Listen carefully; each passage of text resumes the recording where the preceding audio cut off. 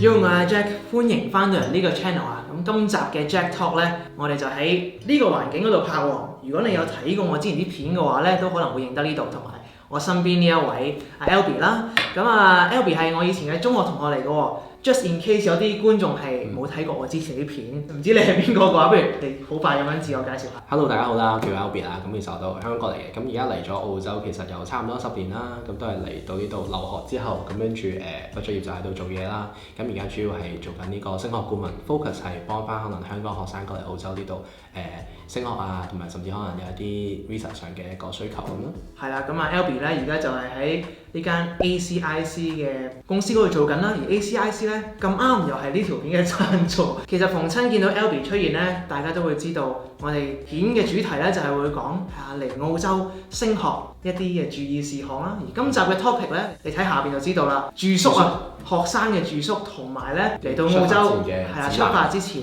有啲咩要注意啦，或者嚟到之後頭幾日有啲咩要注意要做嘅嘢。咁點解我哋會講住宿嘅咧？澳洲住宿咧，近排其實好多人問啊，可能就因為好多人問係啦，可能因為呢排考完 DSE 啦，大家等緊出分啊，咁可能都會開始留意升學嘅嘢啊，咁開始做啲提前準備。咁確實住宿特別係呢排澳洲即係租樓啊，成日都需求幾大下啦，好多人問。咁所以我諗係啦，我直接啲一條片俾大家啲 information 咁樣樣。會講三類型嘅住宿嘅，咁條片主要係第一種就係學生宿舍啦，咁可能仲有分係自己學校嘅學生宿舍，或者係出邊一啲 Urbanist 啊，或者 Lounge 嗰啲宿舍啦。咁之前阿 Jack 都有住過嘅。咁第二種可能就係呢個 homestay 啦，跟住仲有最後一種就係自己出去租樓啊，同人夾份啊，自己 take 晒成個unit 啊，點都好啦。主要嚟講，其實呢3個 option 會有個可以選擇嘅，根據視乎你嘅年齡咧，其實會有分別嘅。即係18歲以上，咁其實你揀乜都得啦。但係如果你未夠18歲，其實唔同年齡段你有得揀嘅嘢都會有少少唔同嘅。舉個例子，咁譬如果你係17歲嘅，咁其實16、17歲嘅，其實你又讀大學嘅，咁其實你可以選擇唔一定要住 homestay， 你可以去住學校嘅學生宿舍，然之後由大學會assign 一個人作為你嘅監護人咁樣樣。咁如果你係去呢度讀呢個高中嘅，咁你又冇家長啊或者係親戚朋友過嚟陪你讀書嘅，咁你就淨係可以能夠住學校安排嘅 homestay 咁樣樣咯。16、17歲讀大學㗎啦，原來可以。係啊，有啲跳係啦，跳級嘅係真係有嘅。我諗起我嗰陣時喺香港讀大學係幾多歲咧？應該夠18歲，係啦Year 1Year 1 18歲。過咗18歲之後咧，就可以揀頭先嗰3個選項裏邊其中一個啦，就係學生宿舍啦、寄宿啦，同埋自己出去租樓。咁我哋講咗邊個先啊？我哋可能講學生宿舍先啦，係啦。其實呢方面你都有啲經驗啦，嚇。咁你自己覺得係即係住落係點咯？其實之前啲片都有講過咧，就係咧我住過2個學生宿舍，一個咧就係 UC 大學嗰度提供嘅學生宿舍啦，另外一個咧就係出邊私人揾叫做Igloo 啊，叫 Igloo 嘅學生宿舍。咁其實點解我嗰陣時揀咧，就係即係揀住學生宿舍咧，主要就係因為咧啱啱嚟到，咁所以咧對於呢一度譬如其他住宿嘅 option 咧就唔係好清楚了解嘅，係譬如話自己出去租屋住嘅話，根本都唔知道去邊度租，又或者係嗰個程序啊，有啲咩手續要做咧，其實唔係好清楚。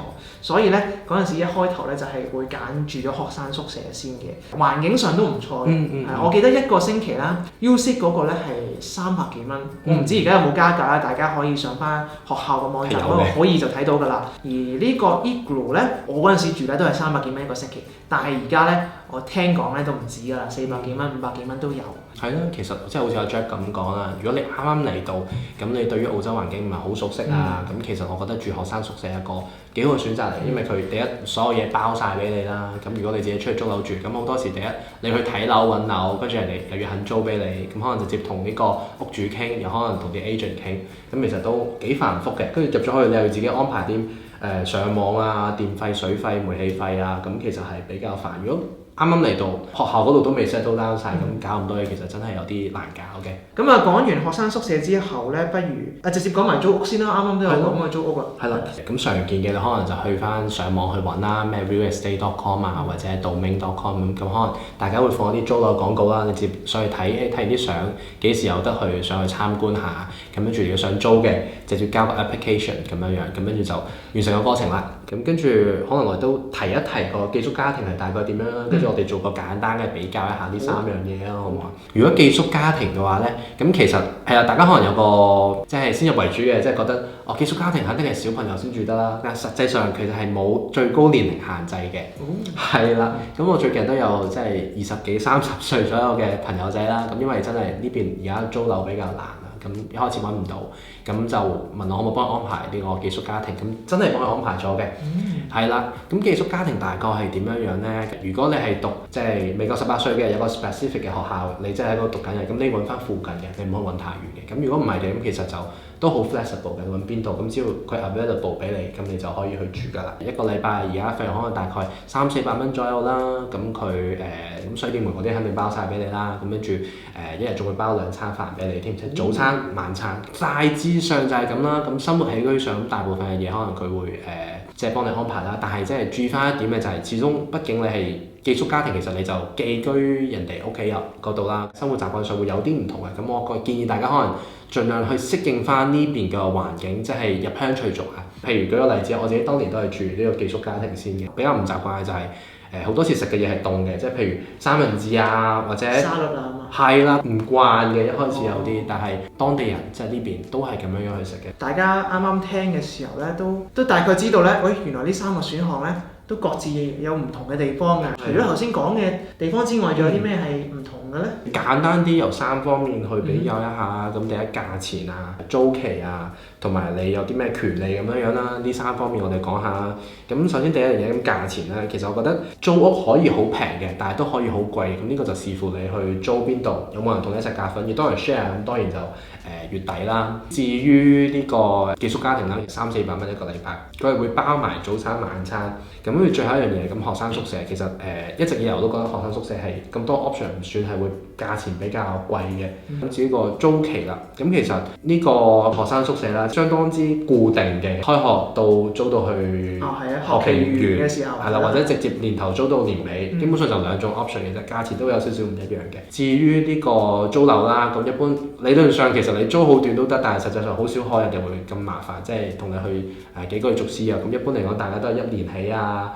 或者少極都要半年啊咁樣啦。咁原來呢個 homestay 咧係呢方面最有彈性嘅一個嚟，最短我試過安排可能就係1-2個月都係可以嘅。住1-2個月係啦，冇錯啦，就作為一個過渡其實都有嘅。咁如果你真係唔住啦，咁你可能就要通知即係通知翻個 provider 話你唔住啦咁樣樣。咁其實 homestay 我覺得呢方面都係最彈性嘅，因為你提前2個星期同佢講，咁其實就已經 OK 㗎啦。通常就係2個星期。係啦，通常就2個星期㗎啦。咁啊，呢個係寄宿家庭啦。咁其他嗰啲咧？其他嗰啲咁其實學生宿舍咧，因為佢對象學生啦，成日佢都唔會喺呢方面即係揾你笨啊咁樣。多數真係有乜問題你要提前搬出去啊，咁其實佢好多時都係要求你俾2個禮拜嘅通知咁樣樣啦。至於租樓方面，咁呢個可能就複雜少少啦。畢竟呢個你就喺翻個私人嘅一個市場入邊，睇翻唔同嘅省啦，呢個州份咧其實佢有唔同嘅 requirement 嘅。咁我哋攞翻即係我哋最熟悉嘅 New South Wales 係啦為例啦。你一般嚟講，你簽咗個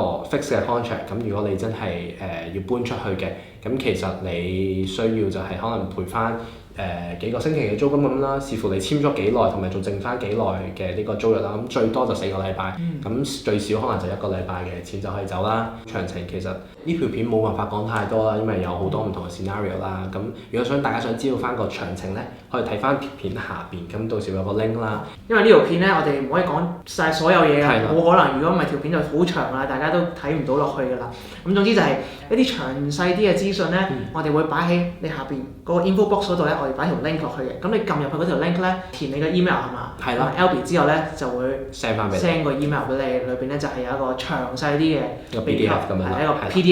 咁啊，啱啱咧就係講咗一啲住宿上嘅選擇，同埋每一個選擇有啲咩唔同啦。咁跟住之後咧，我哋就去下一個部分啦，就係講下咧留學生嚟澳洲嘅話咧，出發之前有啲乜嘢要做啦，或者係注意啦，同埋嚟到澳洲之後頭幾日需要做嘅嘢啦，咁樣。咁我哋講咗出發之前有啲咩注意先啦。如果你已經去到諗出發前有啲咩準備，咁我 suppose 你已經係準備好晒學校嘅申請啊，簽證都批咗落嚟啊，咁你可能已經係執緊行李嘅階段啦。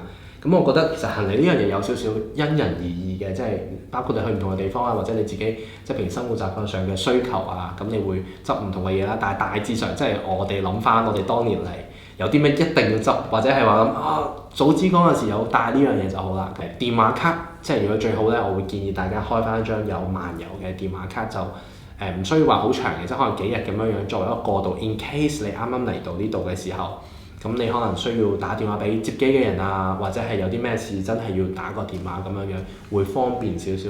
咁其實呢個都幾重要嘅，因為咧最近我媽咪嚟啊嘛，最近我媽咪嚟澳洲咧就係佢出發之前咧就開通咗呢個漫遊，咁就有1個星期嘅。咁嚟到之後咧，佢去到機場咧就可以即刻打電話俾我，去通知我啦，話俾我聽佢就嚟出到嚟啦，咁我就去接佢啦。我爸爸嚟嘅時候咧就係冇搞漫遊呢樣嘢，就諗住嚟到之後一係就用機場嘅 WiFi 咁樣 send message 俾我就得啦。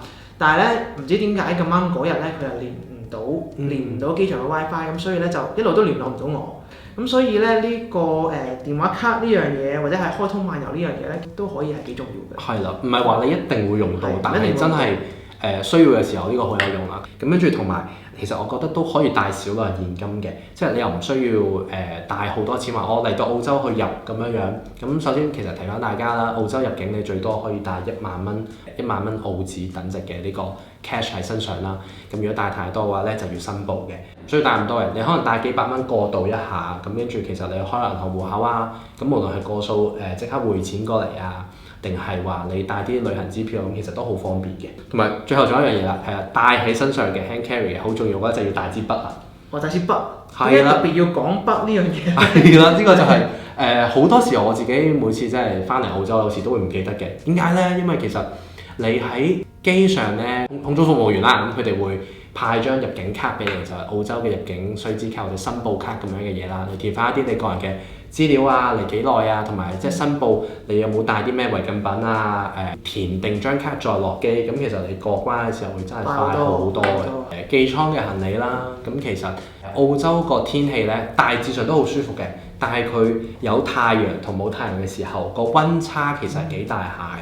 所以我覺得大家要注意帶翻一啲可以轉換，即係方便啲，可能薄薄啲嘅衫，跟住再加件外套，係啦，即係唔同厚度嘅可以都準備一下，因為夜晚凍起身咧係真係都可以幾凍下，個溫差都真係幾大。係啦，冇錯啦。咁跟住，但係詳細咧就睇翻你去邊個城市啦。咁譬如好似Sydney 咁樣樣，Sydney 其實同 Melbourne 比，咁 Sydney 會熱啲嘅，咁 Melbourne 會凍啲，同埋多少少落雨咁樣樣啦。所以都要睇翻，你可以 check 翻當地嘅天氣。日用品方面啊，即係我記得我當年我阿媽咧，即係我第一次入嚟啊，佢幫我準備咗好多樣嘅咩牙刷啊、牙膏啊、毛巾啊，咁啊一大堆呢啲嘢啦。嗰陣時就即係驚我嚟到呢度買唔到啊。咁實際上其實嚟到呢度要買就好方便嘅。咁當然啦，價錢上我覺得係比香港貴啲嘅，但係其實係好方便可以買到咯。咁當然你帶定1-2份，即係 in case 你啱啱嚟到未買到，咁係 OK 嘅，冇問題。但係唔使擔心，呢度其實基本上所有用品都買得到㗎啦。咁至於有時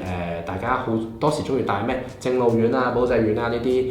即係個人藥品係啦，緊急嘅一啲個人藥品啊咁樣樣咧，咁其實帶唔帶得咧係都 OK 嘅，不過你要注意翻個成分啦，咁入邊有冇一啲成分係澳洲唔俾帶入去嘅嘢啦，咁詳情其實都可以睇翻嗰個 link 啦，係啦，冇錯啦，下邊嗰個撳個 link 冇錯啦。如果你真係有啲咩唔肯定嘅，咁其實我強烈建議你一定要行申報通道，即係同佢申報翻話我帶咗呢啲嘢。所以如果你有帶咗食物或者植物嘅話咧，記住喺飛機上派俾你嗰張卡嗰度咧要申報啦，要剔咗佢啦，行翻申報嘅通道，係啦。跟住之後嘅嘢就交俾海關嘅人員去決定你嗰啲嘢可唔可以帶啦。係啦。如果佢俾你帶嘅話咧，你就冇事嘅，就可以照過嘅。如果佢唔俾嘅話咧，佢最多都係收走你嘅啫。冇錯啦，咁就唔會罰你錢㗎嘛。係啦，唔會罰你錢。所以你申報咗之後咧就好啦。係。咁啊，咦講下講下咧，原來我哋就已經講到話去機場啦，都個 flow 都好 smooth 啊！講下講下就突然之間，嚟到機場啦。不如我哋講下嚟到澳洲之後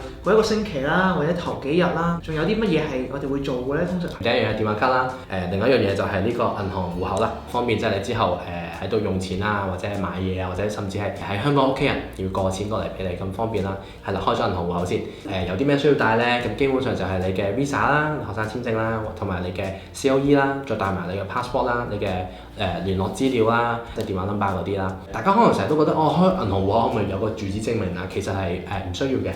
即係你開銀行戶口嘅時候係唔需要有一個住址證。係啦，你俾個住址佢，其實就 O K 㗎啦。即係你話俾佢聽你住邊度，冇錯，咁樣就 O K 㗎啦。好多時反而係你做其他嘢嘅時候，你需要用住址證明，係用你去完開銀行，佢俾你嗰張 proof 或者係寄俾你嗰封信，即係嗰張卡，咁上面有封信。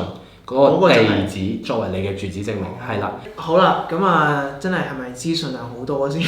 辛苦晒 Albee 啦，今集主要好似都係佢講多啲啊，佢係呢方面專業啲啦。我哋可能之後咧就會再詳細啲去講下，譬如保險啦，或者係交通啊方面咧，其他日常生活好 practical 嘅一啲資訊咧，係會再分享下啦。咁如果大家想再知多啲嘅話咧，一係你就等我哋之後出嘅集數，一係咧你就撳下邊嗰條 link 攞一個 PDF file 咧，就係會 Albee 會 send 翻俾你㗎。就係咁多先。如果你中意呢條片嘅話咧，記住 like 同埋 subscribe 呢個 channel 啦，或者可以喺下邊留言。我哋好快再見，拜拜。